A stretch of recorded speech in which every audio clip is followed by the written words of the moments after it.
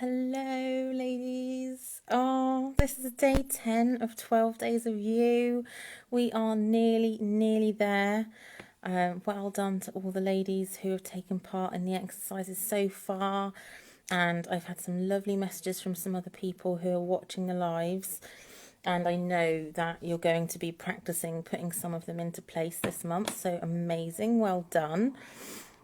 Do comment on the lives that you watch if you want to be in a chance to win a powerful one-to-one hour with me. And today I'm really happy to share with you the emotional spiral. Now, this is not so much a physical exercise, it's more of a mindset shift.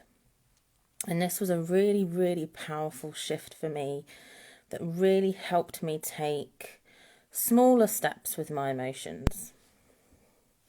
There are many beautiful women in this group who often say that they feel overwhelmed, for example.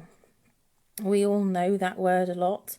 We use that word a lot. But do we actually really know how we feel and what it means? And is that the emotion that we're experiencing?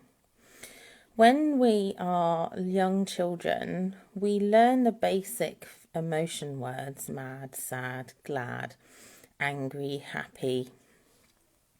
But there are so many different emotions that sometimes we use a word that's not actually accurate to how we're feeling. We don't know how to describe how we're feeling. Sometimes we just don't know, and we say the words, I don't know.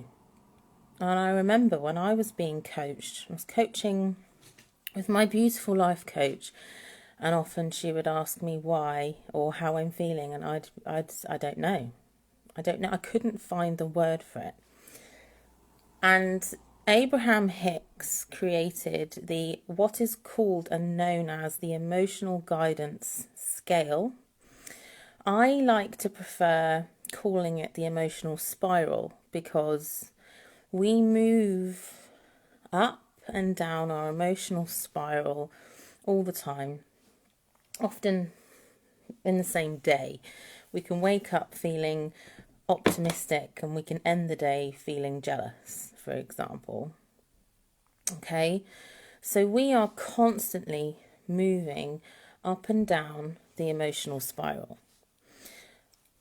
But by wanting to achieve joy, empowerment, freedom, passion, that's the top of the emotional scale. That's the end goal. We might be sitting at grief. We might be sitting at insecurity, feelings of guilt, feelings of unworthiness. That's right at the bottom. And on this scale, there are 22 different levels of emotions. If unworthiness, insecurity, fear and grief and depression are levels 21 and 22, and your aim is to try and get to joy, empowerment and freedom, number 1, that is a massive leap. And that's why we end up feeling really frustrated with ourselves. And so many of us, we do attack ourselves. We do think that we're failing at it and we can't get there. But there are many different emotions and steps in between levels 21 and 22 and the first level, obviously. So how this scale works, and I'm going to put a picture of this in the group. I've shared it once before, or a couple of times before, a long time ago. You do actually need the picture so that you can physically see what I'm trying to explain here, but I didn't just want to do a post about this today, I wanted to explain it to you as well.